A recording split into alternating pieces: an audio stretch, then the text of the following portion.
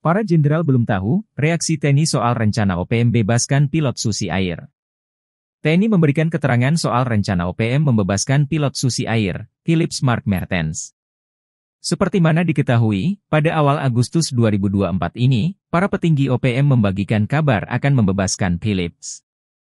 Kabar mengejutkan itu disampaikan langsung oleh Jubir OPM, Sebbi Sambom.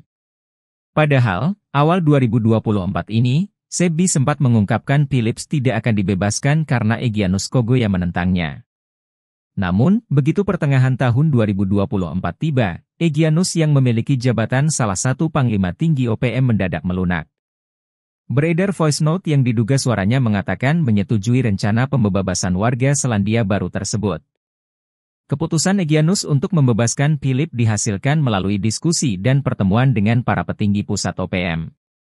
Hanya saja, meski sudah ramai diberitakan media pada 4 Agustus 2024, pihak TNI mengaku masih belum mengetahui rencana OPM tersebut. Kapuspen TNI, Mayor Jenderal Nugraha Gumilar, mengatakan belum mendapatkan informasi soal rencana tersebut. Pun begitu dengan Kapendam Cendrawasih, Letnan Kolonel Chandra Kurniawan. Menurutnya, belum ada klaim rencana pembebasan tersebut didengar langsung dari petinggi OPM. Ia hanya berharap, OPM tidak sekedar menyebar hoaks dan bersyukur apabila Philips benar-benar dibebaskan dalam waktu 2 bulan ini.